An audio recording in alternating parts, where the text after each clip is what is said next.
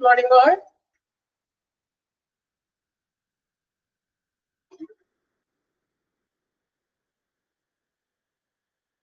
Okay, so കഴിഞ്ഞ ക്ലാസ്സിൽ നമ്മൾ patient satisfaction surveys benefits ആണ്. പേഷ്യൻസിനും ഹോസ്പിറ്റലിലുള്ള ബെനിഫിറ്റ്സ് ആണ്. ചാപ്റ്റർ സെയിം തന്നെയാണ് കേട്ടോ. മോണിറ്ററിംഗ് ആൻഡ് ഇംപ്രൂവിംഗ് പറഞ്ഞ ചാപ്റ്റർ തന്നെയാണ്. കുറച്ച് വലിയ ചാപ്റ്റർ ആണല്ലോ, അത് കഴിഞ്ഞിട്ടില്ല, അതിന്റെ കണ്ടിന്യൂഷൻ തന്നെയാണ്. അപ്പൊ അതില് പേഷ്യന്റ് സാറ്റിസ്ഫാക്ഷൻ സർവേസിന്റെ ബെനിഫിറ്റ്സ്, ഹോസ്പിറ്റലിന് പേഷ്യൻസിനുള്ള ബെനിഫിറ്റ്സില് ഫസ്റ്റ് 3 ബെനിഫിറ്റ്സ് ആണ് നമ്മൾ കഴിഞ്ഞ ലാസ്റ്റ് ക്ലാസ്സിൽ ഡിസ്കസ് ചെയ്തത്. ഓർക്കുന്നുണ്ടോ? Patient loyalty and redemption, increased profitability, then enhanced staff morale. Okay, അവിടെ വരെയല്ലേ നമ്മൾ ലാസ്റ്റ് ക്ലാസ്സിൽ പറഞ്ഞു നിർത്തിയത്? ആണോ? ഒരു റെസ്പോൺസ് ഇല്ലല്ലോ, കുറച്ച് ദിവസമായി ക്ലാസ് അല്ലേ, അതുകൊണ്ടാണോ?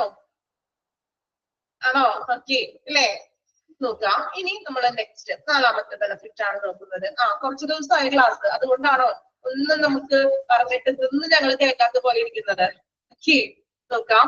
4ാമത്തെ ബെനിഫിറ്റ് ആണ് ഹയർ പ്രൊഡക്ടിവിറ്റി. ഹയർ പ്രൊഡക്ടിവിറ്റി എന്ന് പറയുമ്പോൾ അത് പേഷ്യന്റിനാണോ അല്ലെങ്കിൽ ഹോസ്പിറ്റലിനായിരിക്കോ പ്രൊഡക്ടിവിറ്റി ഉള്ളത്? ആർക്കായിരിക്കാം ഹയർ പ്രൊഡക്ടിവിറ്റി വരുന്നത്? രണ്ടുപേരുടെയും ബെനിഫിറ്റ്സ് ആണ് പറയുന്നത് അല്ലെ. ഇപ്പൊ ഹോസ്പിറ്റലിന്റെ ആയിരിക്കോ അല്ലെങ്കിൽ പേഷ്യൻസിനായിരിക്കോ? ഹോസ്പിറ്റലിനാണ് അല്ലെ ഹയർ പ്രൊഡക്ടിവിറ്റി വരുന്നത്, ഹോസ്പിറ്റലിനാണ്. എങ്ങനെയാണ് ഹയർ പ്രൊഡക്ടിവിറ്റി വരുന്നത് നോക്കാം. Investing in training and software to make better patient experience can also increase staff and provider productivity in the organization.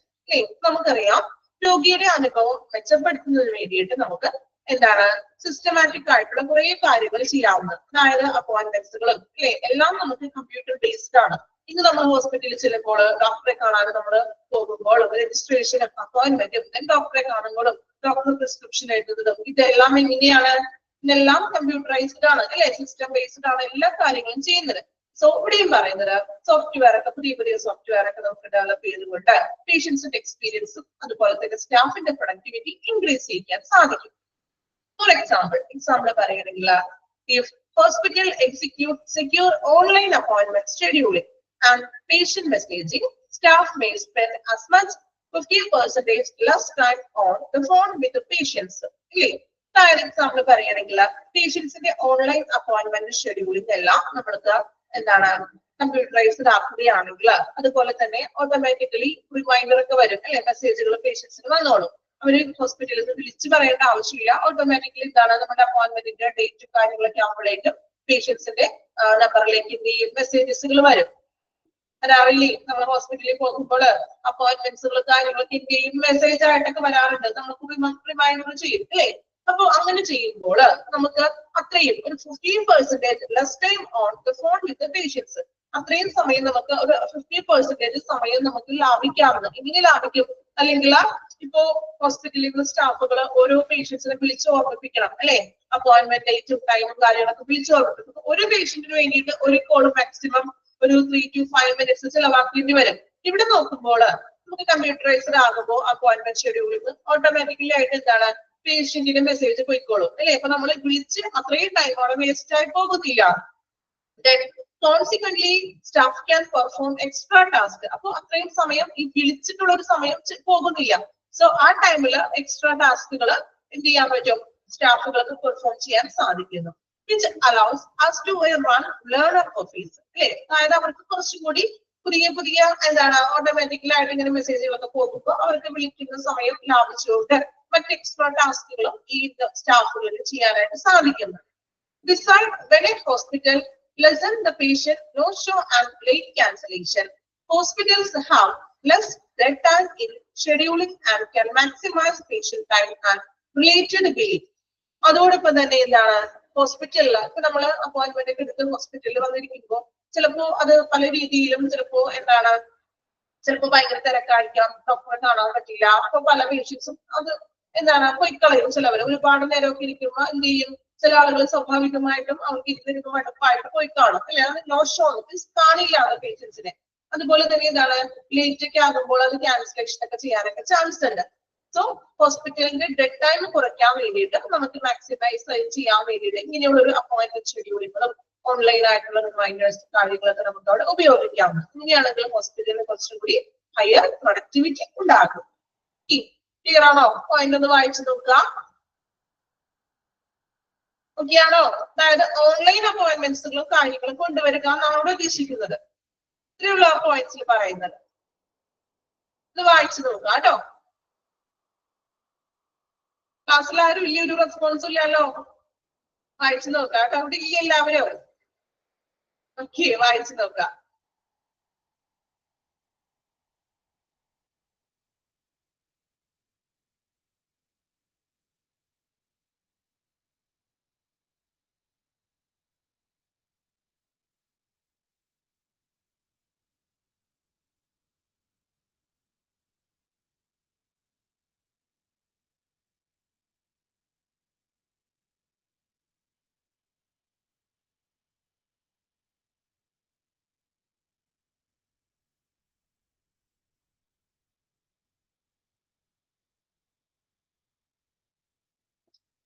Okay, complete ചെയ്തോ? നെക്സ്റ്റ് പോയിന്റ് വായിക്കാം. നോക്കാം കേട്ടോ. അടുത്ത ബെനിഫിറ്റ്സ്. റെപ്യൂട്ടേഷൻ അല്ലെ? റെപ്യൂട്ടേഷൻ എന്ന് വെച്ചാൽ എന്താണ്? പ്രശസ്തി.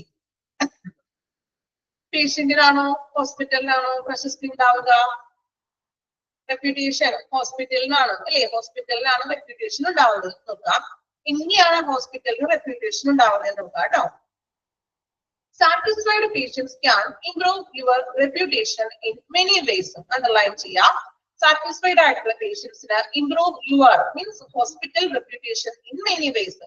ഹോസ്പിറ്റലിന്റെ പ്രശസ്തി കൂട്ടാനായിട്ട് സാറ്റിസ്ഫൈഡ് ആയിട്ടുള്ള പേഷ്യൻസിന് സാധിക്കുന്നു. ഫസ്റ്റ് HCA HPS, അതായത് ഇതൊരു സർവേയുടെ സ്കോർസ് ആണ് കേട്ടോ. സർവേ തന്നെയാണ്, നമ്മൾ പേഷ്യന്റ് സർവേ എന്ന് പറയുമല്ലോ, സർവേ ആണ്. അതിന്റെ ഫുൾ ഫോം പറയാം, ഒന്ന് എഴുതി വെച്ചോളൂ.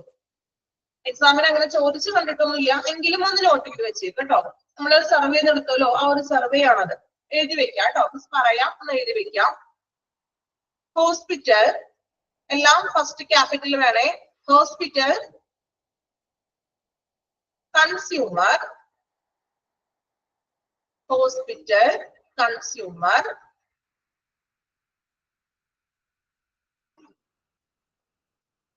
Assessment, hospital consumer assessment of, assessment of healthcare providers and system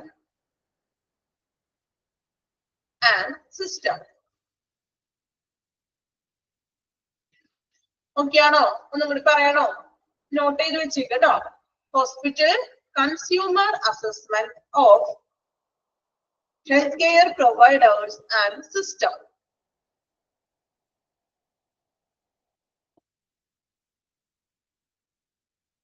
okay,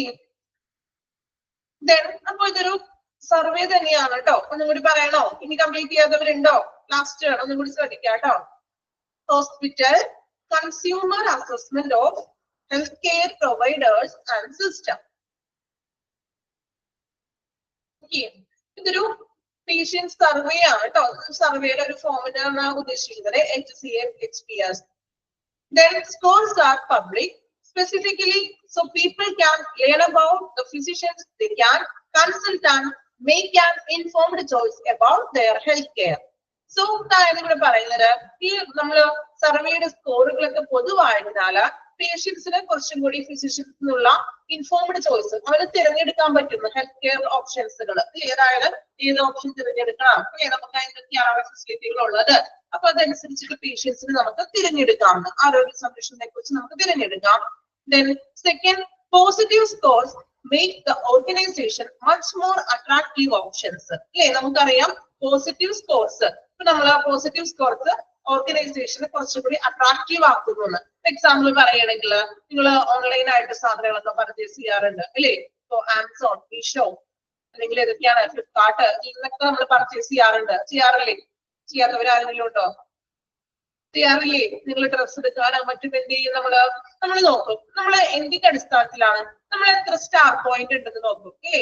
4 star ആണോ 5 സ്റ്റാർ ആണോ? അപ്പൊ നമ്മൾ എപ്പോഴും എങ്ങനെയാ നോക്കുന്നത്? റിവ്യൂസ് നോക്കും അല്ലേ? അപ്പൊ അതില് 5 സ്റ്റാർ ഒക്കെ ഉള്ളതൊക്കെ അനുസരിച്ച് നമ്മൾ എടുക്കാറുള്ളൂ. അങ്ങനെയല്ലേ ചൂസ് ചെയ്യുന്നത്? നിങ്ങൾക്ക് ഇഷ്ടപ്പെട്ടത് ഏതെങ്കിലും ഒരു ഡ്രസ് ആയിക്കൊള്ളട്ടെ, അത് നമ്മൾ ഇത് എന്താണ് റിവ്യൂ നോക്കും. റിവ്യൂ നോക്കാറുണ്ടോ എല്ലാവരും? അല്ലെ? അപ്പൊ അതിനകത്ത് പോസിറ്റീവ് സ്കോർസ് കണ്ടുകൊണ്ടാണ് നമ്മൾ ആ ഒരു മേ ബി ആ ഒരു പർച്ചേസ് ചെയ്യുന്നത് അല്ലെ? ഇപ്പൊ ഡ്രസ് ആണെങ്കിലും മറ്റൊരുത്തുമാണെങ്കിലും നമ്മൾ ആ ഒരു പോസിറ്റീവ് സ്കോർസ് അനുസരിച്ചിട്ടാണ് പർച്ചേസ് ചെയ്യുന്നത്. സോ ഇവിടെയും പറയുന്നത് ഒരു നമ്മൾ ഇപ്പോ സർവേ നടത്തുകയാണെങ്കിൽ അതിന്റെ പോസിറ്റീവ് സ്കോർസ് ഏറ്റവും കൂടുതൽ എല്ലാവരും ചിലപ്പോൾ പോസിറ്റീവ് സ്കോർസ് ഏതെങ്കിലും കുറച്ച് ക്വസ്റ്റ്യൻസിനായിരിക്കും ചെയ്തിരിക്കുന്നത്. സോ ഇങ്ങനെയുള്ള ഒരു പോസിറ്റീവ് സ്കോർസ് ആണ് ആ ഒരു ഓർഗനൈസേഷനെ കുറച്ചുകൂടി അട്രാക്റ്റീവ് ആക്കുന്നത് അല്ലെ? ഇപ്പൊ ഫെസിലിറ്റീസിന്റെ കാര്യങ്ങൾക്ക് എല്ലാത്തിലും 5 സ്റ്റാർ ആണെങ്കിൽ അതിനർത്ഥം എന്താണ്? അവിടെ ഏറ്റവും നല്ലൊരു ഫെസിലിറ്റീസും സൗകര്യങ്ങളും ഉള്ള ഒരു ഹോസ്പിറ്റൽ തന്നെയാണ് നമുക്ക് പറയാൻ പറ്റും അല്ലെ? ഇപ്പൊ നമ്മൾ ഡ്രസ് എടുക്കുന്നതും അതുപോലെയാണ്. 5 സ്റ്റാർ ഉണ്ടെങ്കിൽ അതിനർത്ഥം എല്ലാവരും വാങ്ങിച്ചിട്ട് എല്ലാവരും അതിൽ കംഫർട്ടബിൾ ആണ് എന്ന് നമുക്ക് മനസ്സിലാക്കാൻ സാധിക്കും. Additionally, hospitals can utilize automated message to ask patients for feedback after their appointments. അതുപോലെ തന്നെ അപ്പോയിന്റ്മെന്റ്സിന് ശേഷം ഡോക്ടറെ കണ്ട അപ്പോയിന്റ്മെന്റ്സ് ഒക്കെ എടുത്തതിന് ശേഷം ഓട്ടോമേറ്റഡ് മെസ്സേജ് സിസ്റ്റം വരും. ഇപ്പൊ നമ്മള് വീട്ടിലിപ്പോ ഹോസ്പിറ്റലിൽ മാത്രമല്ല, ഇപ്പൊ നമ്മളൊരു ഹോസ്പിറ്റലിൽ പോയിട്ടുണ്ടെങ്കിലും അല്ലെങ്കിൽ നമ്മളിപ്പോ ബാങ്കിൽ ഏതെങ്കിലും സേവനങ്ങളൊക്കെ ആയിട്ട് നമ്മൾ ബാങ്കിൽ പോയിരിക്കട്ടെ, ചിലപ്പോൾ നമ്മൾ വീട്ടിലെത്തുമ്പോഴേക്കും ബാങ്കിൽ നിന്നും മെസ്സേജ് വരും, അല്ലെങ്കിൽ താങ്ക് യു ഒക്കെ പറഞ്ഞോട്ടോ, അല്ലെങ്കിൽ നമ്മളുടെ അവിടെ സേവനത്തിന്റെ എന്തെങ്കിലും ഒരു ഫീഡ്ബാക്ക് ചെയ്യാൻ പറഞ്ഞോട്ടോ മെസ്സേജസ് വരും. അതൊക്കെ ഓട്ടോമേറ്റഡ് മെസ്സേജസ് വരുന്നതാണ്. ശ്രദ്ധിച്ചിട്ടുണ്ടോ അങ്ങനെ? ബാങ്കിൽ നിങ്ങൾ ഏതെങ്കിലും ഒരു സേവനത്തിന് വേണ്ടി പോയി, അപ്പൊ നമ്മൾ വരുമ്പോഴേക്കും അല്ലെങ്കിൽ മറ്റേതെങ്കിലും സ്ഥാപനത്തിൽ പോകുമ്പോഴേക്കും എന്താണ് അവരതിന്റെ ഒരു ഫീഡ്ബാക്ക് എടുക്കാൻ വേണ്ടി മെസ്സേജസ് വരാറുണ്ട്. ഇൻ കേസ് ഇതുപോലെ നമ്മളിപ്പോ പർച്ചേസ് ചെയ്യുകയാണെങ്കിൽ പോലും റിവ്യൂ കൊടുക്കാൻ പറഞ്ഞു വരും ഇല്ലേ? നമ്മൾ ഓൺലൈൻ പർച്ചേസ് ചെയ്യുകയാണെങ്കിലും അപ്പൊ തന്നെ അതിന് നമ്മൾ റിവ്യൂ കൊടുക്കാനായിട്ട് ഒരു സ്റ്റാർ മാർക്ക് ചെയ്യാനായിട്ട് വരും അല്ലെ? അപ്പൊ ഇവിടെയും പറയുന്നത് എന്താണ്? ഹോസ്പിറ്റൽസ് ഓട്ടോമേറ്റഡ് മെസ്സേജ് സിസ്റ്റം ഉപയോഗിക്കുന്നത് പേഷ്യൻസിനെ നമ്മൾ അപ്പോയിന്റ്മെന്റ്സിന് ശേഷം പേഷ്യൻസിന്റെ ഫീഡ്ബാക്ക് അറിയാൻ വേണ്ടിയിട്ട് ഇങ്ങനെയുള്ള ഒരു ഓട്ടോമേറ്റഡ് മെസ്സേജ് സംവിധാനങ്ങൾ കൊടുക്കുന്നു. Then some programs involve follow-up questions with easy to follow links to ask contents patient to leave reviews on hospital Google business profile or other platform.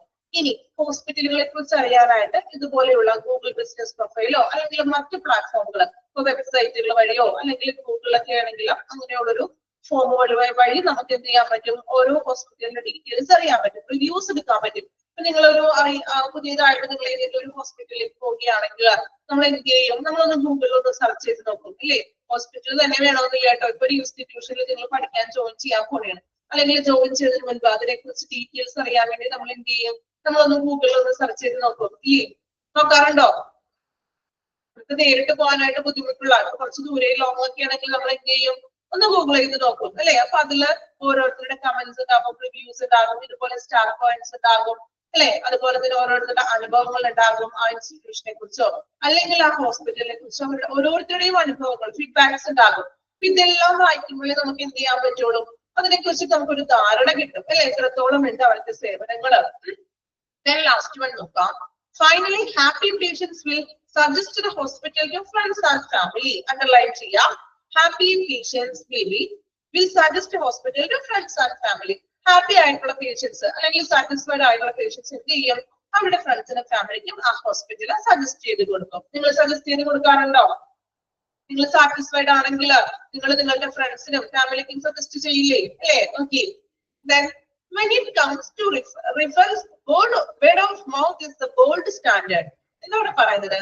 Word of mouth is the gold standard. നമ്മൾ മറ്റുള്ളവരോട് പറയില്ലേ? ഇപ്പൊ നമുക്ക് നല്ലൊരു experience ആണെങ്കിൽ നമ്മൾ പറയും മറ്റുള്ളവരോട്. നമ്മള് എന്താണ് വേർഡ് മൗത്ത് അല്ലെ? നമ്മൾ വാമൊഴിയായിട്ട് പറയും, ഇങ്ങനെയാണ് ഞാൻ ആ ഹോസ്പിറ്റലിൽ പോയി അല്ലെ, എനിക്ക് നല്ലൊരു ട്രീറ്റ്മെന്റ്സ് ആണ് ലഭിച്ചത്, ഞാൻ പല പല ഹോസ്പിറ്റലുകളിൽ പോയിട്ട് എന്റെ രോഗം പൂർണ്ണമായും ഭേദമായില്ല, പക്ഷെ ഈ ഹോസ്പിറ്റലിൽ ചെന്നപ്പോൾ ഇവിടെ എല്ലാ സേവനങ്ങളും ഉണ്ട്, ഡോക്ടറിന്റെ ആയാലും മറ്റ് സ്റ്റാഫുകളുടെ ആയാലും സേവനങ്ങളൊക്കെ ഉണ്ട്. ഈ നമ്മൾ പരസ്പരം പറയും, നമ്മൾ മറ്റുള്ളവരോട് പറയും നമുക്ക് നല്ലൊരു എക്സ്പീരിയൻസ് ആണെങ്കിൽ.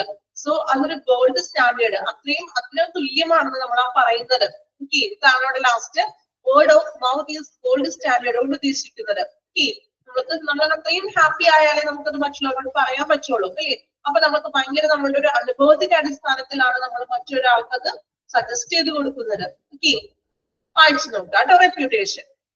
അപ്പോ ഒരു സാറ്റിസ്ഫൈഡ് ആയിട്ടുള്ള അല്ലെങ്കിൽ ഹാപ്പി ആയിട്ടുള്ള പേഷ്യൻസിന് ഹോസ്പിറ്റലിന്റെ പ്രശസ്തി വർദ്ധിപ്പിക്കാൻ സാധിക്കും. വായിച്ചു നോക്കാം. റെപ്യൂട്ടേഷൻ. ഇത് പോയിന്റ്സുകളെ നമ്മളെ ഉള്ളിലുള്ള കാര്യങ്ങൾ മനസ്സിലാക്കുക കേട്ടോ. അത് ബൈഹാർട്ട് ചെയ്തിട്ട് ഫുള്ളും ആ ഒരു പാരഗ്രാഫ് പഠിക്കണം എന്നല്ല, അതിനുള്ളിൽ എന്താണ് മെയിൻ ആയിട്ട് പറയുന്നത് അത് മനസ്സിലാക്കാം. Okay.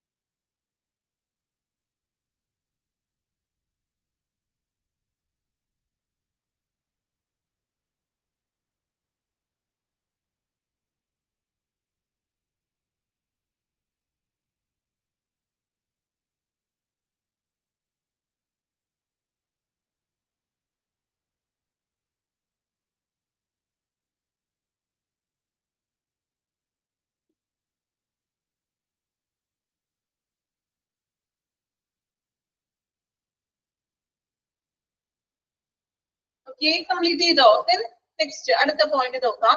Better clinical outcomes for patients. ഇത് പേഷ്യൻസിനുള്ള ബെനിഫിറ്റ് ആണ് അല്ലെ. നോക്കാം.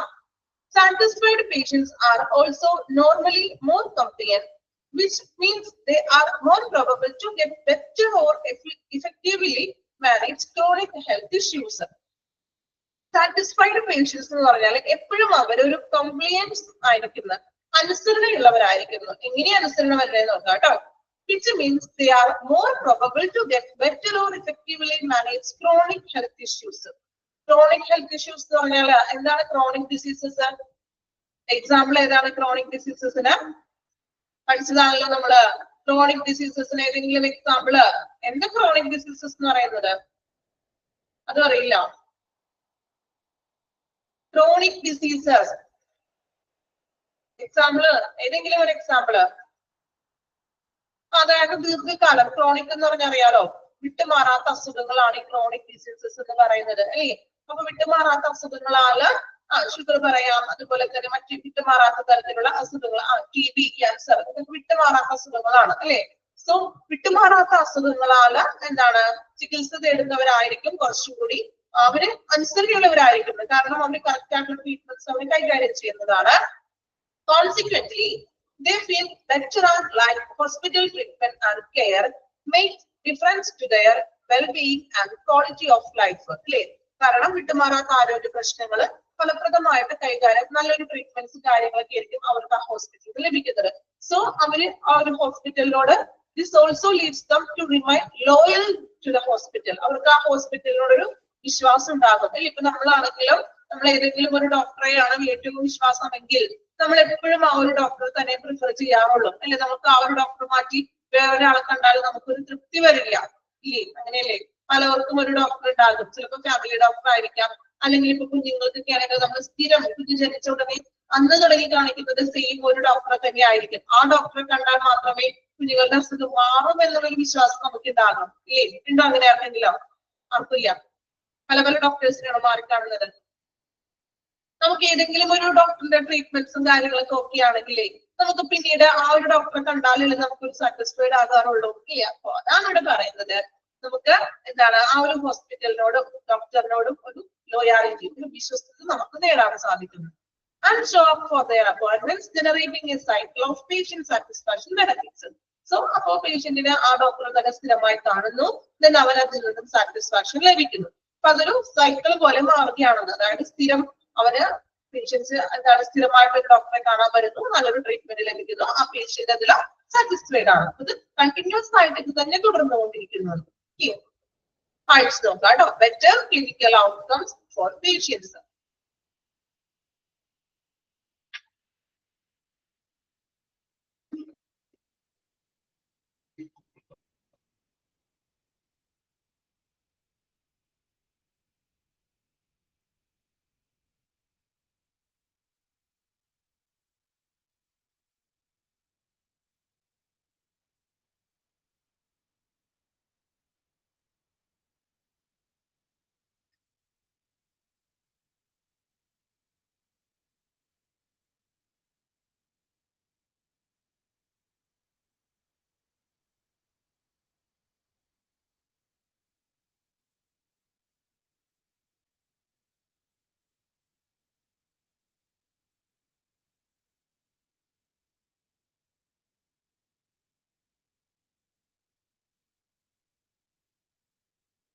കംപ്ലീറ്റ് ചെയ്തോ?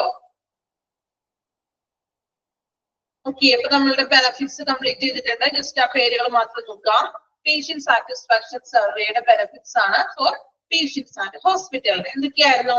Patient loyalty and retention, increased profitability, enhanced staff morale, higher productivity, reputation, then better clinical outcomes for patients. ഇപ്പം നന്നായിട്ടൊന്ന് വായിക്കണം കേട്ടോ. നല്ല രീതിയിൽ അത് എഫോർട്ട് എടുത്ത് വായിക്കേണ്ട ഒരു ചാപ്റ്റർ തന്നെയാണിത്. നമുക്ക് പോയിന്റ് ഔട്ട് എല്ലാം ചില കാര്യങ്ങൾ ഒത്തിരി പോയിന്റ്സ് ഉണ്ട്. സോ നല്ല രീതിയിൽ അതിനെ വായിച്ചാൽ മാത്രമേ അതിനെ നിങ്ങൾക്ക് അത് ഗ്രഹിക്കാനായിട്ട് സാധിക്കുള്ളൂ. Then next one നോക്കാം. Ways to improve patient satisfaction. രോഗിയുടെ സംതൃപ്തി നമുക്ക് ഇംപ്രൂവ് ചെയ്യിക്കാനായിട്ടുള്ള മാർഗങ്ങൾ എന്തൊക്കെയാണെന്ന്. How can patient satisfaction be improved? Highly effective strategies for enhancing patient satisfaction scores spins around creating an environment in which patients have positive overall experience with all members of their medical team. Clear? എന്താണ്? രോഗിയുടെ ഒരു പേഷ്യന്റിന്റെ സംതൃപ്തി വർദ്ധിപ്പിക്കുന്നതിനുള്ള ഫലപ്രദമായിട്ടുള്ള തന്ത്രങ്ങൾ എന്ന് പറയുന്നത് രോഗികൾക്ക് അവരുടെ മെഡിക്കൽ ടീമില, ഹോസ്പിറ്റലിലെ മെഡിക്കൽ ടീമില എല്ലാ അംഗങ്ങളുമായിട്ടുള്ള ഒരു മൊത്തത്തിൽ നല്ലൊരു എക്സ്പീരിയൻസ് ഉണ്ടായിരിക്കണം എന്ന്. അതായത് ഡോക്ടറിൽ നിന്നുമാകാം, അല്ലെങ്കിൽ സ്റ്റാഫുകള്, ടെക്നീഷ്യൻ സ്റ്റാഫുകള്, മറ്റു എല്ലാ തരത്തിലുള്ള ഹോസ്പിറ്റലിലുള്ള എല്ലാ മെമ്പേഴ്സുമായിട്ട് മെഡിക്കൽ ടീമുകളുമായിട്ട് നല്ലൊരു എക്സ്പീരിയൻസ് ഉണ്ടായിരിക്കണം. എങ്കിൽ മാത്രമേ പേഷ്യന്റിന് സംതൃപ്തി ഉണ്ടാവുകയുള്ളൂ. ഇനി പറയുന്നത് creative ways to increase patient satisfaction. 8 മാർഗങ്ങളാണ് ഈ പേഷ്യന്റിന്റെ സംതൃപ്തി വർദ്ധിപ്പിക്കാനായിട്ടുള്ള മാർഗങ്ങൾ. ഇമ്പോർട്ടന്റ് ആണ്. 8 പോയിന്റ് ഒന്ന് പഠിച്ചിരിക്കണം കേട്ടോ. മനസ്സിലാക്കി പഠിച്ചാൽ മതി. അതില് ഫസ്റ്റ് വൺ പറയുന്നത് എൻഷുവർ ടൈംലി ഫോളോ അപ്സ്. കൃത്യമായിട്ടുള്ള ടൈംലി ഫോളോ അപ്സുകൾ പേഷ്യൻസിന് നൽകുക. Then focus on communication between provider and patient. Providers patients തമ്മിൽ നല്ലൊരു കമ്മ്യൂണിക്കേഷൻ ഉണ്ടായിരിക്കണം.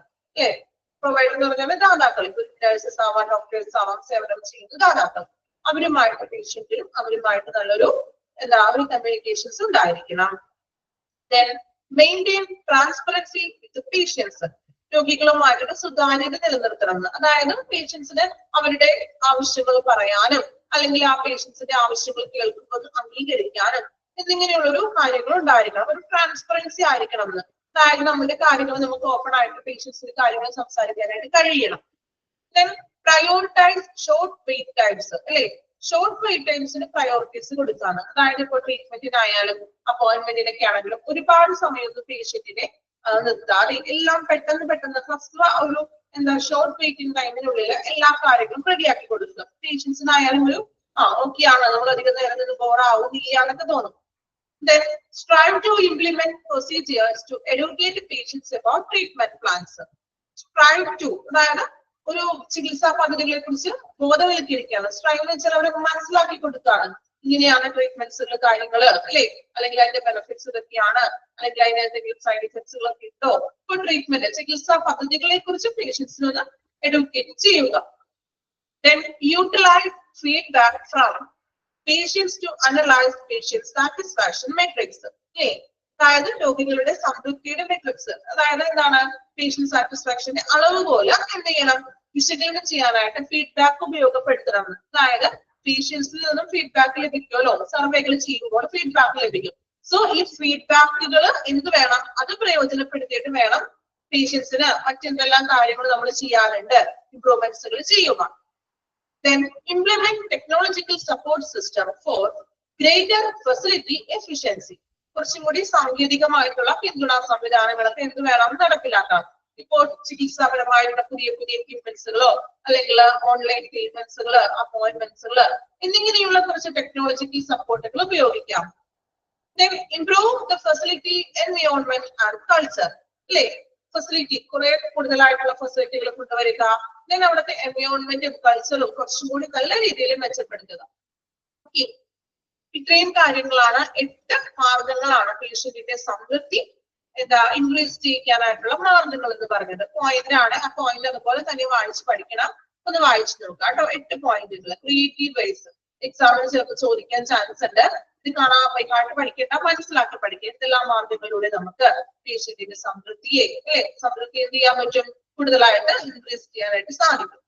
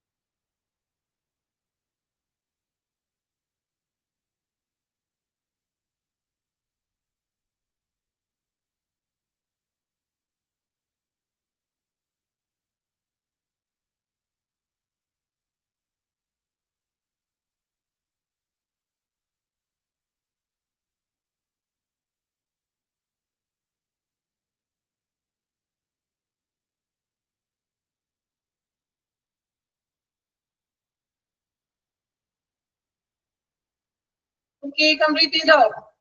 ക്രിയേറ്റീവ് വൈസ് നോക്കിയോ?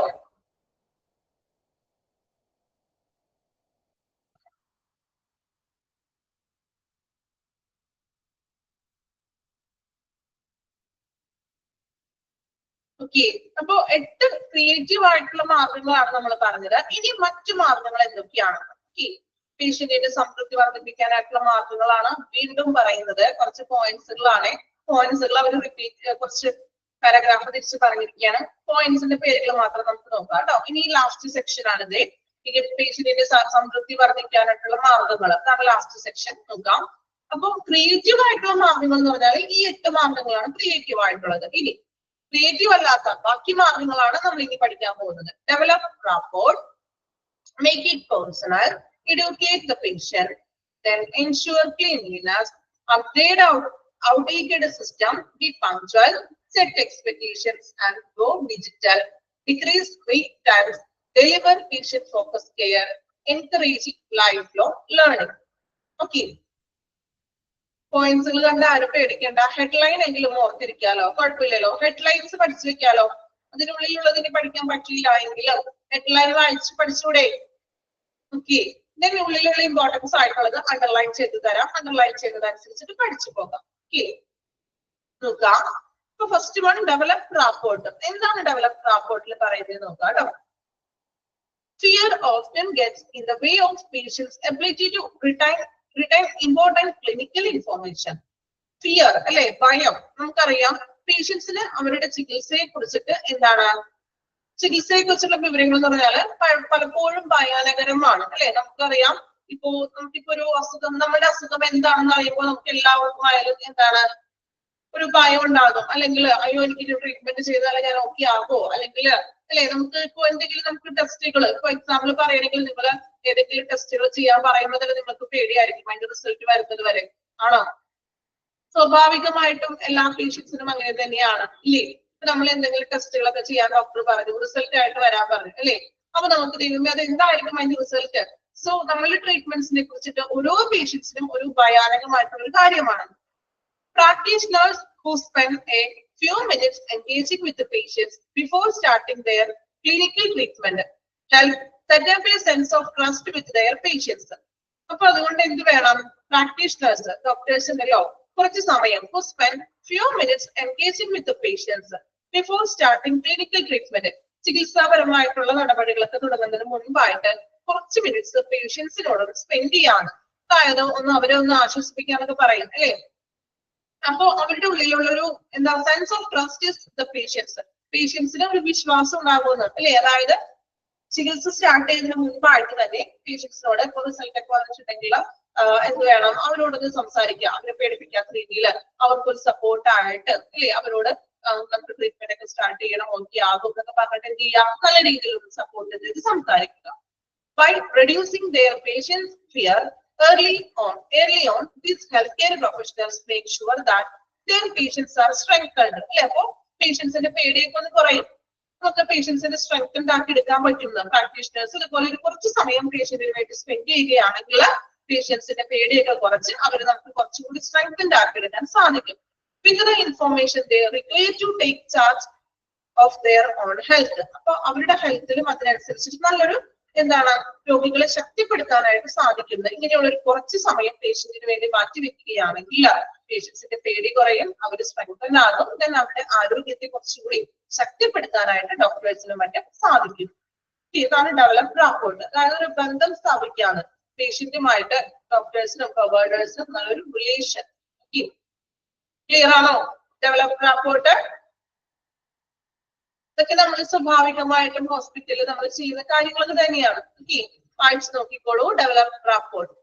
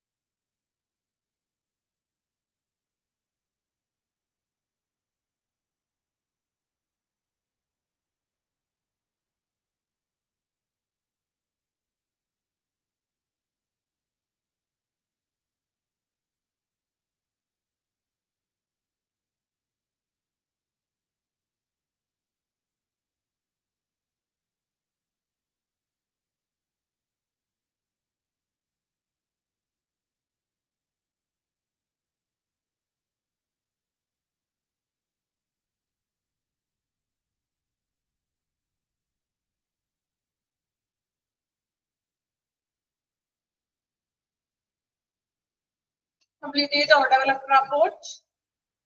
Okay. Then second one, HCHAP എന്ന് വെച്ചിട്ടുണ്ടെങ്കിലേ നമ്മൾ പറഞ്ഞല്ലോ, അതായത് പേഷ്യന്റിന്റെ സർവേ ആണ്, നമ്മൾ സാറ്റിസ്ഫാക്ഷൻ സർവേ ഉണ്ടല്ലോ, ഒരു സർവേയുടെ പേരാണ് അത്. ഫുൾ ഫോം ഞാൻ പറഞ്ഞായിരുന്നു, എഴുതിയില്ലേ? ഫുൾ ഫോം ആണോ? പറഞ്ഞപ്പോ എഴുതിയില്ലേ? 2 പ്രാവശ്യം ടീച്ചർ റിപ്പീറ്റ് ചെയ്തല്ലോ. ഓക്കെ, എഴുതിക്കോളൂ കേട്ടോ. ഇനി ആരെങ്കിലും എഴുതാൻ വിട്ടു പോയിട്ടുണ്ടെങ്കിൽ ഒന്ന് എഴുതണേ. ഹോസ്പിറ്റൽ കൺസ്യൂമർ അസസ്മെന്റ്, ക്യാപിറ്റൽ ആണേ. Hospital consumer assessment of health care. Hospital consumer assessment of health care providers and system. Providers and system.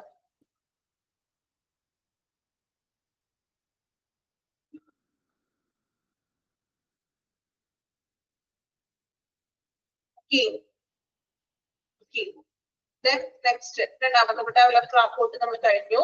ഇനി നമ്മൾ നോക്കുന്നത് make it personal to come. Healthcare professionals who try to keep eye contact with their patients.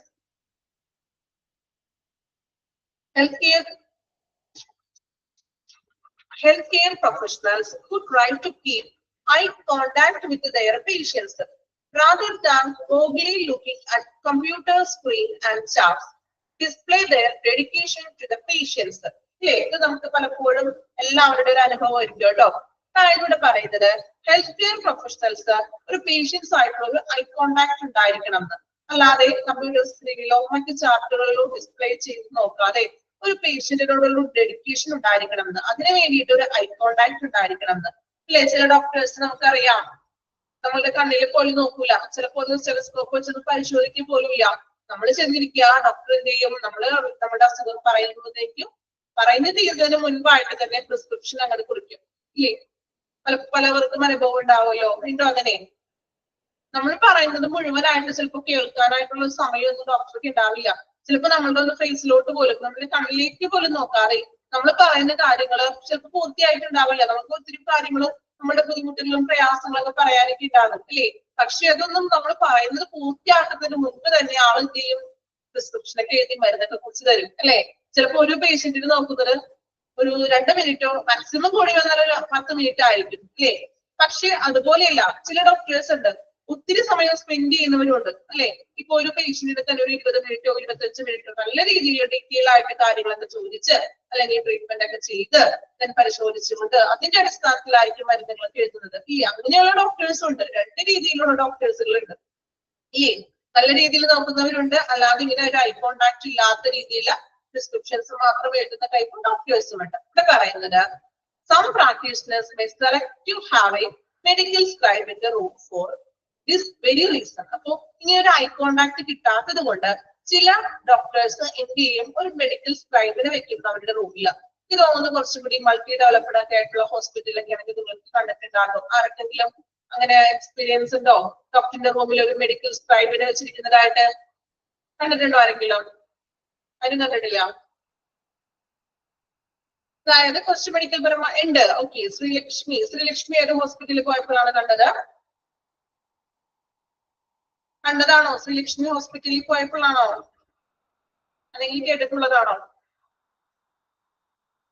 ഇത് തോന്നുന്നത് കുറച്ചും കൂടി multi developed ആയിട്ടുള്ള ഹോസ്പിറ്റൽസിലൊക്കെയാണ് ഇതുപോലെ ആ ഒരു ഡോക്ടർ മെഡിക്കൽ സ്ക്രൈബിനെ വെക്കും. ജോബ് ചെയ്യുന്നവരെ അറിയാം. ഓക്കെ. അപ്പൊ ഈ മെഡിക്കൽ സ്ക്രൈബ് എന്ന് പറഞ്ഞാൽ അറിയാലോ, മെഡിക്കൽ പരമായിട്ടുള്ള ഇങ്ങനെ മെഡിക്കൽ കോഡുകളും മറ്റും പഠിക്കുന്ന ആ ഒരു കോഴ്സസും ഇതൊക്കെ ഇന്ന് അവൈലബിൾ ആണല്ലോ. മെഡിക്കൽ കോഡ്, മെഡിക്കൽ സ്ക്രൈബ് എന്നൊക്കെ കഴിഞ്ഞവരായിരിക്കും ഇതുപോലെ ഡോക്ടേഴ്സിന്റെ റൂമിൽ സ്ക്രൈബ് ആയിട്ട് വെക്കും. സോ ഡോക്ടേഴ്സ് പേഷ്യൻസിനോട് ഐ കോണ്ടാക്ട് വെച്ചിട്ട് നമുക്ക് ഗൈനക് ഡോക്ടറിന്റെ അടുത്ത് എല്ലാ ഹോസ്പിറ്റലിലും ഉണ്ടാവണമെന്നില്ല കേട്ടോ. അതുകൊണ്ടാണ് ഞാൻ പറയുന്നത് കുറച്ചും കൂടി എനിക്ക് തോന്നുന്നു ഡെവലപ്ഡ് ആയിട്ടുള്ള ഹോസ്പിറ്റലുകളൊക്കെയാണ് ഇങ്ങനെ സ്ക്രൈബിനൊക്കെ വെക്കുന്നത്. അപ്പൊ എന്ത് ചെയ്യാൻ പറ്റും, അങ്ങനെ ഒരു സ്ക്രൈബിനെ വെക്കുമ്പോൾ പേഷ്യന്റിന് ലിസൺ വിത്ത് ദെയർ ഐസ്, പേഷ്യൻസിന്റെ ഐസിൽ നോക്കിയിട്ട് ഡോക്ടർക്ക് സംസാരിക്കാനും പറ്റും. ദെൻ ഡോക്ടർ പറയുന്ന വിവരങ്ങൾ ഈ മെഡിക്കൽ സ്ക്രൈബ് കുറിച്ചിടും. Saying patient's name also helps individualize and personalize patient experience, like us asking question like what matters you, അല്ലേ? അതായത് എന്താണ് നിങ്ങൾക്ക് എന്താണ് പ്രാധാന്യം എന്നുള്ളത് പോലുള്ള ചോദ്യങ്ങൾ. അതായത് നമുക്ക് പേഷ്യൻസിന്റെ കണ്ണിൽ നോക്കിയിട്ട് ചോദ്യങ്ങൾ ചോദിക്കാവുന്ന ഈ ഒരു സ്ക്രൈബിനെ വെക്കുകയാണെങ്കിൽ നമുക്ക് പേഷ്യൻസിന്റെ കണ്ണിൽ നോക്കി നിങ്ങളുടെ ആവശ്യങ്ങൾ എന്തൊക്കെയാണ്, നിങ്ങളുടെ പ്രശ്നങ്ങൾ എന്തൊക്കെയാണ്, അല്ലെ, നിങ്ങളുടെ അസുഖം സംബന്ധമായിട്ടുള്ള കാര്യങ്ങൾ ഡീറ്റെയിൽ ആയിട്ട് നമുക്ക് പേഷ്യന്റിന്റെ കണ്ണിൽ നോക്കി സംസാരിക്കാൻ സാധിക്കും, അല്ലെ. അല്ലെങ്കിൽ ഡോക്ടർ മാത്രമാണെങ്കിൽ ചിലപ്പോൾ കണ്ണിൽ നോക്കി സംസാരിക്കാനൊന്നും സമയം കിട്ടില്ല. ഡോക്ടർക്ക് മെഡിസിൻസും കാര്യങ്ങളൊക്കെ പ്രിസ്ക്രിപ്ഷൻ കുടിക്കാനേ സമയം കിട്ടുള്ളൂ. സോ ഒരു മെഡിക്കൽ സ്ക്രൈബിനെ വെക്കുകയാണെങ്കിൽ ഡോക്ടർക്ക് ഡീറ്റെയിൽ ആയിട്ട് ഒരു ഐ കോൺടാക്ട് ഉണ്ടാകും. അതുപോലെ തന്നെ ഡോക്ടറിന്റെ വിവരങ്ങൾ മെഡിക്കൽ സ്ക്രൈബ് കുറിക്കുകയും ചെയ്യും. ഓക്കെ, വായിച്ചു നോക്കുക കേട്ടോ. Make it personal. സ്ക്രൈബിനെ വെക്കുന്ന കാര്യമാണ് അവിടെ പറയുന്നത് മെയിൻ ആയിട്ട്.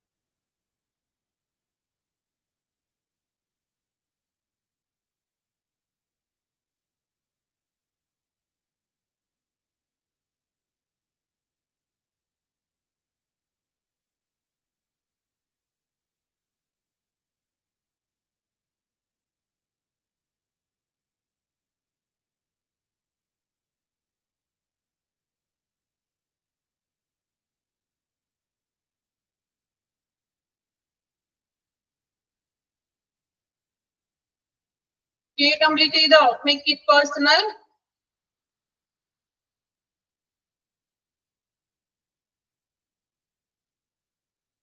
ക്ലിയർ ആയോ? സ്ക്രൈബിന്റെ കാര്യം ക്ലിയർ ആണല്ലോ, മെഡിക്കൽ സ്ക്രൈബിനെ വെക്കുന്നത്. Okay, then next one, educate the patient. Receiving a new diagnosis or an update to an existing one can be fearsome. അല്ലെ, നിലവിലുള്ളൊരു രോഗത്തെ അപ്ഡേറ്റ് ചെയ്യുന്നതും, അതായത് പുതിയൊരു രോഗമാണെന്ന് അറിയുന്നതും, അല്ലെങ്കിൽ നിലവിലുള്ള രോഗത്തെ കുറച്ചും കൂടി നമ്മൾ മറ്റു കാര്യങ്ങളൊക്കെ പറയുന്നതും പേഷ്യൻസിന് ശരിക്കും പറഞ്ഞാൽ ഒരു ഭയാനകമായിട്ടുള്ള ഒരു കാര്യമാണ്. അല്ലെ, നിങ്ങളോട് പറയാണ് ടെസ്റ്റിന്റെ റിസൾട്ട് ഇങ്ങനെയാണ്, അപ്പൊ തന്നെ നമുക്ക് ഭയങ്കര ടെൻഷൻ ആകും, അല്ലെ, നമുക്ക് ഭയങ്കര പേടിയാകും. നമുക്ക് എനിക്ക് ഇങ്ങനെ ഒരു അസുഖമാണോ, അല്ലെങ്കിൽ അതിന് ട്രീറ്റ്മെന്റ് ചെയ്യാൻ സാധിക്കുമോ, ഭയങ്കര ടെൻഷൻ ആയി പോകും. So use of non medical language and teach back methods helps improve communication. Underline ചെയ്യാം. Use non medical language and teach back methods helps improve communication and increase patients grasping of their health condition. So അതിനാൽ ഇങ്ങനെ പേടി വരുന്നതിനാൽ എന്ത് വേണം? Use of non medical language use ചെയ്യാം, അല്ലെങ്കിൽ teach back methods. Teach back method എന്ന് പറഞ്ഞാൽ അവരോട് അവരുടെ കാര്യങ്ങൾ ചോദിച്ചറിയാം. ഇപ്പൊ നമ്മളൊരു സർവേ നടത്തുമല്ലോ, അതുപോലെ ഈ പേഷ്യൻസിന്റെ വിവരങ്ങൾ, അല്ലെങ്കിൽ അവരുടെ അസുഖത്തെ കുറിച്ചിട്ടുള്ള അവരുടെ ഡീറ്റെയിൽസ്, അല്ലെങ്കിൽ എന്തെങ്കിലും പ്രോബ്ലംസുകളൊക്കെ ഉണ്ടോ, ബുദ്ധിമുട്ടുകളൊക്കെ ഉണ്ടോ, അങ്ങനെയുള്ള കാര്യങ്ങൾ ചോദിച്ചറിയുക. Then non medical language use ചെയ്യാം. മെഡിക്കൽ പരമായിട്ടുള്ള ലാംഗ്വേജ്, ഇപ്പൊ ഡോക്ടേഴ്സിന്റെ മെഡിക്കൽ പരമായിട്ടുള്ള ലാംഗ്വേജ് ഒക്കെ ആണെങ്കിൽ നമുക്ക് മനസ്സിലാകുമോ? ഒരു നോർമൽ ഒരു പേഷ്യൻസിന്റെ മെഡിക്കൽ ലാംഗ്വേജ് മനസ്സിലാക്കാൻ പറ്റുമോ? ഇല്ല, അല്ലേ. സോ ഒരു നോൺ മെഡിക്കൽ ലാംഗ്വേജിൽ അവന് മനസ്സിലാവുന്ന രീതിയിൽ നമ്മുടെ അസുഖങ്ങളെ കുറിച്ചിട്ടുള്ള ഡീറ്റെയിൽസ്, ചികിത്സയെ കുറിച്ചിട്ടുള്ള കാര്യങ്ങളൊക്കെ എന്ത് ചെയ്യുക? പറഞ്ഞു കൊടുക്കുക.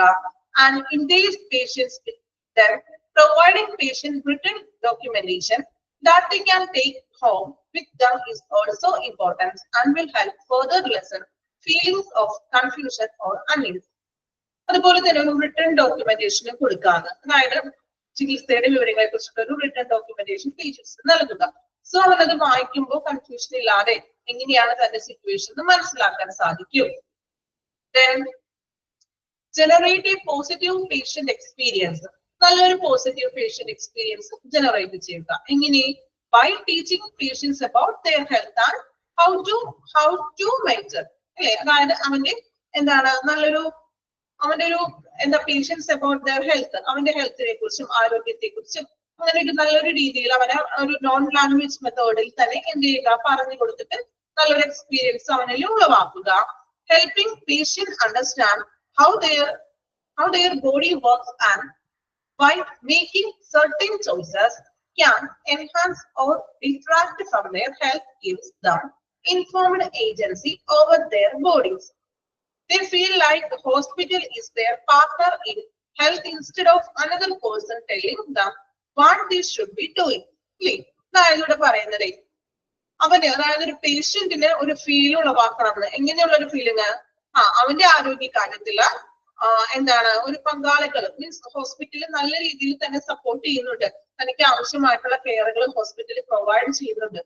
തനിക്ക് ആവശ്യമായിട്ടുള്ള ട്രീറ്റ്മെന്റ്സ് പ്രൊവൈഡ് ചെയ്യുന്നുണ്ട് എന്നുള്ളൊരു തോന്നല്, ഒരു ഫീലിങ്സ് പേഷ്യൻസിൽ ഉളവാക്കി കൊടുക്കണം.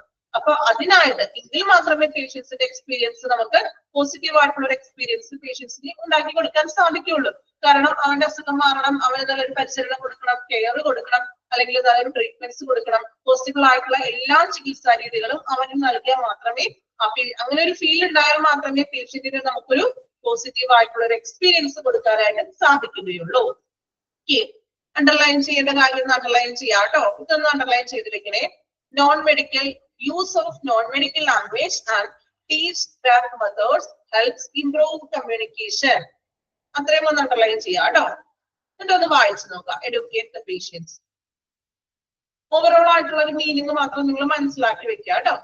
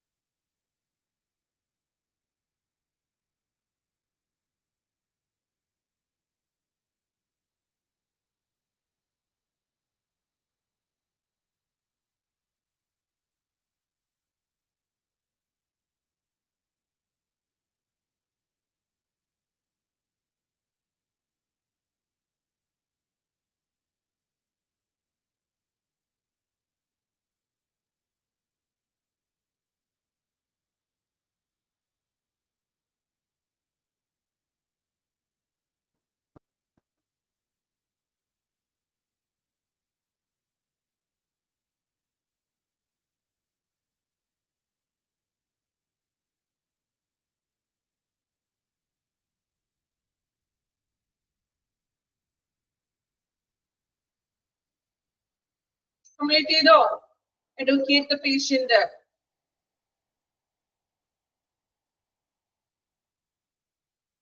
Then next നോക്കാം.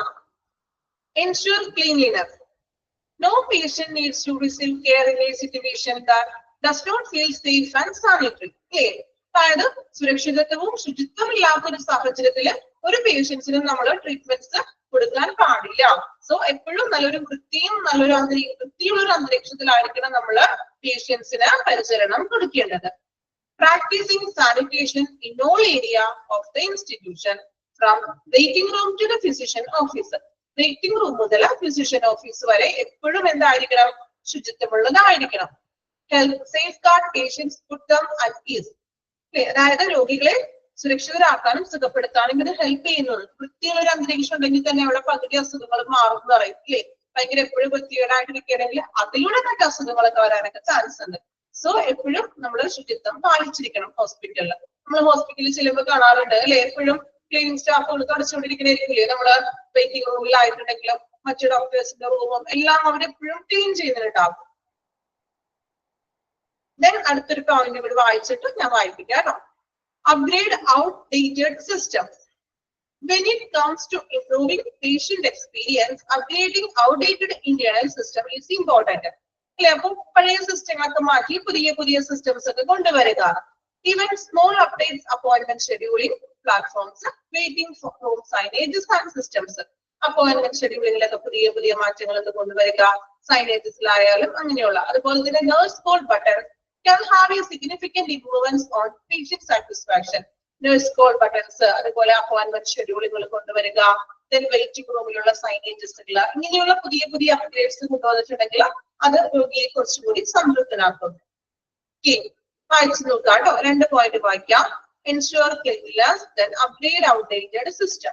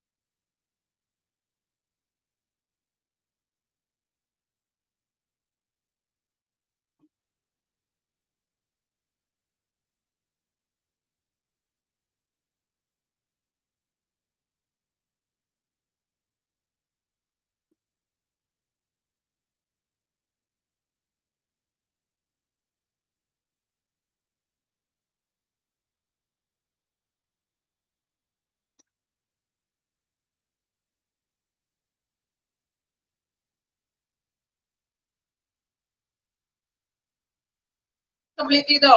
വായിച്ചോ? 2 point. ensure cleanliness, then update outdated systems.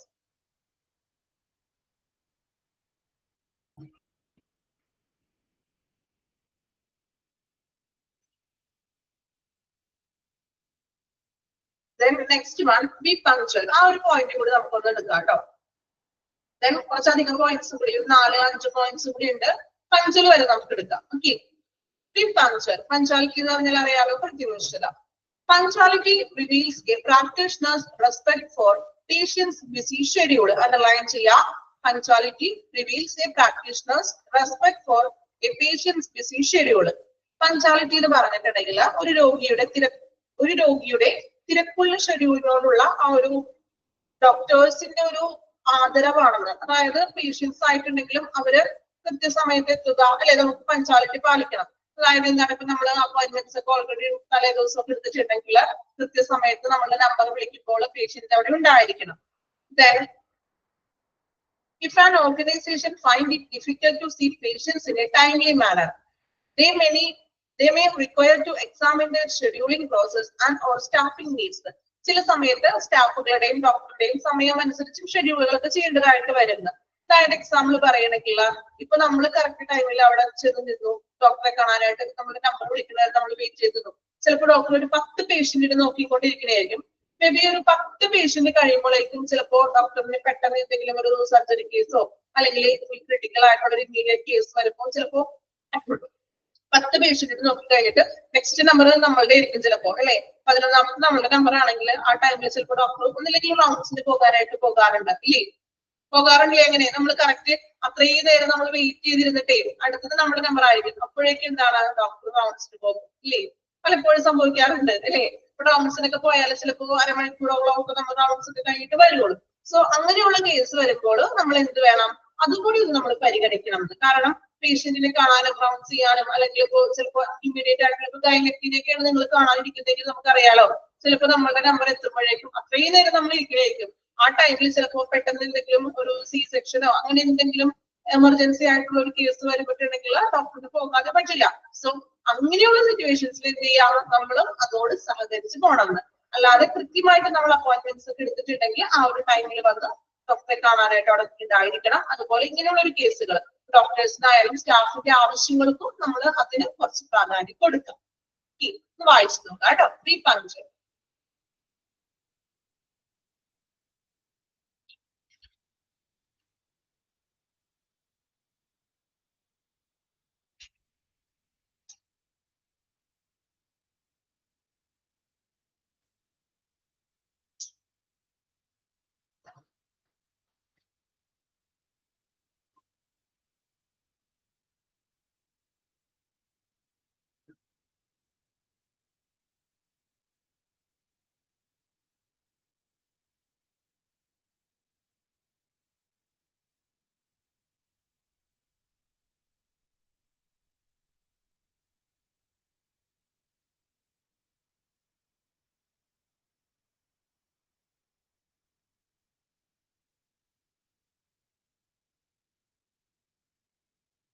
Okay, complete ചെയ്തോ?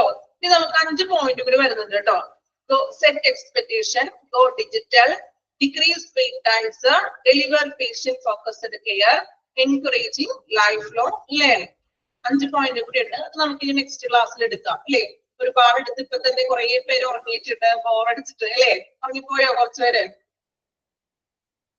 ഞാൻ പറഞ്ഞല്ലോ, അത് ജനറൽ ആയിട്ടുള്ള ഒരു ടോപ്പിക് ആണ്. അപ്പൊ എല്ലാവർക്കും ഒരേപോലെ കേട്ടിരിക്കാനായിട്ട് വലിയ സുഖമൊന്നും ഇല്ലാന്ന് എനിക്കറിയാം. എങ്കിലും മാക്സിമം നമ്മളുടെ അനുഭവമായിട്ട് അതിന് കണക്ട് ചെയ്തിട്ടാണ് നമ്മൾ പറഞ്ഞു പോകുന്നത്. ഓക്കെ, അപ്പൊ ഇനി എടുത്ത് അധികം ബോറടിപ്പിക്കണില്ല, നമുക്ക് ഇനി ടൈമും ഇല്ല. 5 പോയിന്റ് കൂടി ഉണ്ട്, അത് പെട്ടെന്ന് നമുക്ക് പറഞ്ഞു തീർക്കാൻ പറ്റില്ല. ഓക്കെ, അപ്പൊ അടുത്ത 5 പോയിന്റ് നമുക്ക് നെക്സ്റ്റ് ക്ലാസ്സിലായിരിക്കും പറയുന്നത്. സോ ഇപ്പൊ നമ്മൾ നോക്കിക്കൊണ്ടിരുന്നത് എന്തായിരുന്നു? പേഷ്യന്റിന്റെ സംതൃപ്തി വർദ്ധിപ്പിക്കാനായിട്ടുള്ള മാർഗങ്ങളാണ് നമ്മൾ പറഞ്ഞത്. അതില് ആദ്യത്തെ ക്രിയേറ്റീവ് ആയിട്ടുള്ള 8 മാർഗങ്ങൾ എന്തൊക്കെയാണ്, ദെൻ ബാക്കി പേഷ്യന്റിന്റെ സാറ്റിസ്ഫാക്ഷൻ ഡെവലപ്പ് ചെയ്യാനായിട്ടുള്ള മാർഗങ്ങൾ. ഓക്കെ, അപ്പൊ നന്നായിട്ട് വായിക്കാം. എപ്പോഴും പറയുന്നത് പോലെ എഫോർട്ട് എടുത്ത് വായിക്കേണ്ട ഭാഗങ്ങളാണ്. സോ നല്ല രീതിയിൽ എഫോർട്ട് എടുത്താൽ മാത്രമേ നമുക്കത് ആ ഒരു ക്വസ്റ്റ്യൻസിൽ നിന്നൊക്കെ നല്ലൊരു സ്കോർ മാർക്ക് ചെയ്യാം, അല്ലെ? നമ്മൾ നല്ലൊരു സ്കോർ നിങ്ങൾക്ക് കിട്ടുള്ളൂ. ഓക്കെ, സോ വായിക്കുക, ദെൻ അതിന്റെ ഒരു എന്താ പറയാ ബൈ ഹാർട്ട് ചെയ്യാതെ മനസ്സിലാക്കി നിങ്ങൾ പഠിച്ചു വെക്കാം. Okay thank you all.